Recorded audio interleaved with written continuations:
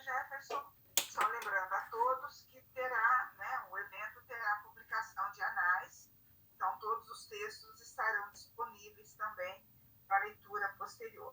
Né? Então agora o Igor, uma palavra, Igor. Bom dia, vocês me ouvem, me enxergam bem daí? Muito bem. Perfeito, muito obrigado, professor Adair, muito obrigado aos meus amigos professores. Estava aqui apreciando as apresentações que me antecederam e daqui a pouco eu faço os elogios, né, quando for o tempo correto, mas todos já estão de parabéns, é sempre muito bom acordar num sábado e ter aí essas palestras. Bom, então eu sou Igor Passos, professor da Escola Santa Marina. Quero agradecer enormemente ao professor Adair, a todos os colaboradores e responsáveis pelo evento, né? Então é o 14º Encontro Paulista de Ensino e Matemática, o EPEM. Na realidade eu fui indicado para poder submeter trabalho aqui por um amigo professor também da escola, professor Moisés, e aí aproveitei para poder submeter 2 trabalhos, um que eu fiz com o Moisés, vou apresentar mais tarde, e esse outro que vou falar um pouco a respeito dele. Quero pedir desculpa também, porque como o evento ele tem um tempo restrito, a gente não pôde preparar a apresentação do slide, super entendo isso, mas para poder dar conta da minha fala, eu fiz aqui uma listinha bem arcaica mesmo, para poder ir seguindo os tópicos, então eu vou procurar me ater a ela para não pular nada do que eu tinha preparado e conseguir fazer um resumo aí em perto de 10 minutos, que foi o tempo indicado. O trabalho que nós preparamos tem o título de Formato da Terra, e ele nasceu quando eu estava lecionando. Eu sou professor do Laboratório Maker da Escola Santa Marina, estou até com o avental aqui, acho que é força do hábito, né? A gente dá tantas aulas tal, resolvi colocar o avental, acho que ficava um pouco melhor. Então eu sou professor do Laboratório Maker, e com essa mudança de fazermos as aulas à distância, foi necessária toda uma adaptação. Especificamente no meu caso foi difícil porque a gente estava trabalhando com essas metodologias ativas no sentido do estudante colocar a mão na massa e executar as tarefas, né? A lógica e a proposta do Laboratório Maker era exatamente essa. E aí então nessa situação de adaptação, em meados do mês de abril para maio, já estávamos em aula online, eu vinha trabalhando com estudantes de 8º e 9º ano a questão das escalas astronômicas, para poder ensinar para eles, sobretudo, a diferença entre tamanhos e distâncias dos planetas. São muito difundidas as imagens de planetas com um tamanho completamente fora de escala, como se eles fossem, né, muito próximos de tamanho entre eles e como se eles estivessem muito perto uns dos outros, quando na verdade a gente vai estudar a realidade dos números e os planetas eles são muito pequenos, né, em comparação uns com os outros, sobretudo em comparação com o Sol, por exemplo, eles são minúsculos e se encontram muito afastados, muito longe. Então estávamos num ponto de trabalho de escalas astronômicas com 8º e 9º anos, e isso trouxe muitos questionamentos por parte dos estudantes. Eles sempre indagavam com relação ao formato da Terra, sobretudo porque hoje em dia o pessoal tem a tendência, né, de divulgar a teoria do terraplanismo, da Terra não ser esférica, etc. e tal.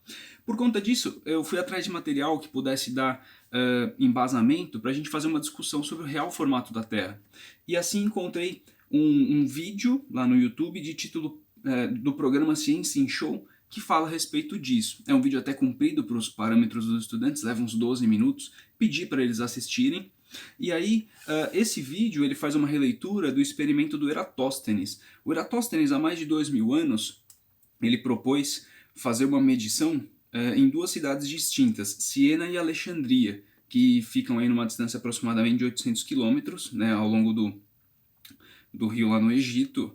E aí, a proposta do Eratóstenes era basicamente essa.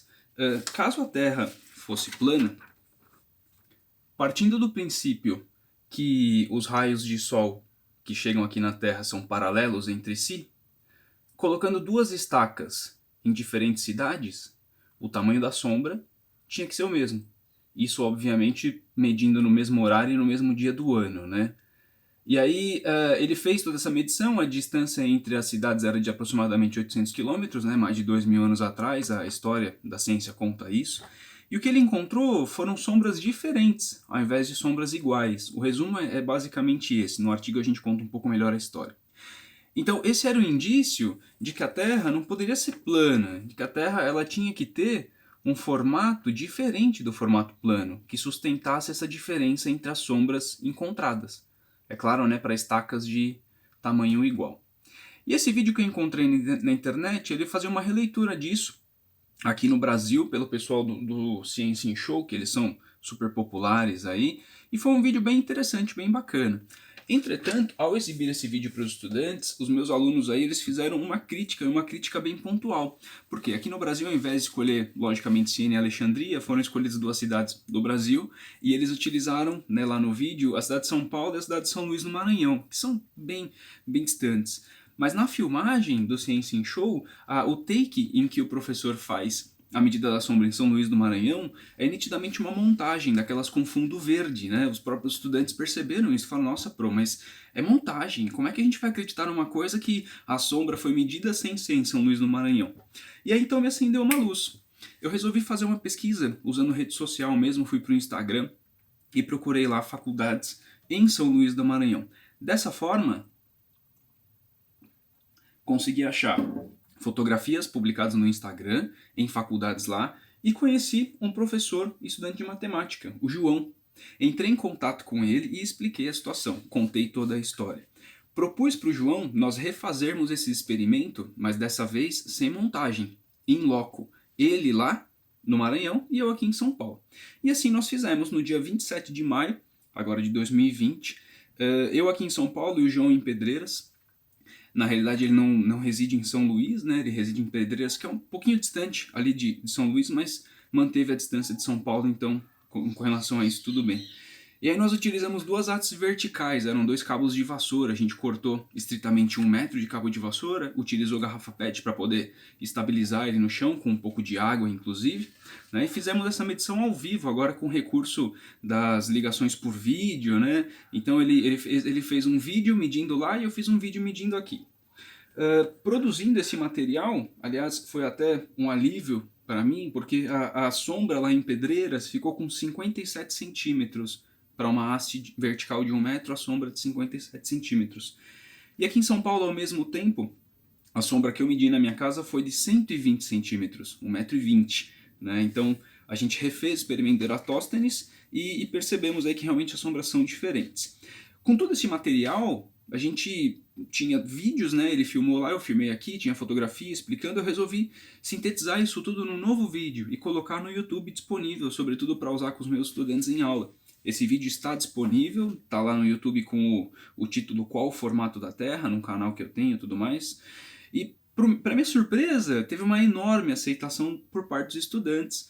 Eles adoraram assistir, elogiaram, né? Alguns estudantes disseram ter até mostrado para os pais, assim, para amigos, porque é uma constatação de alguém que eles conhecem, de um professor, né, que dá aula no dia a dia, resolveu fazer o experimento e tal, e mostra que a Terra há indício de que ela não pode ser plana, por conta dessa diferença de sombras.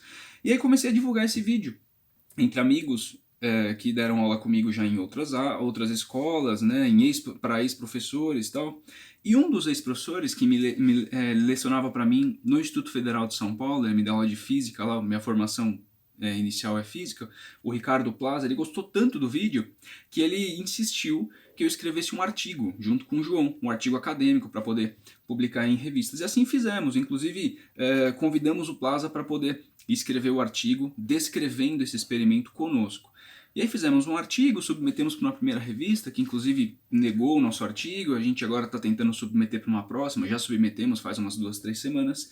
E a apresentação aqui no EPEN, no Encontro Paulista de Ensino e Matemática, é uma síntese desse artigo, é um resumo, né, um enxugadão para poder trazer para cá também.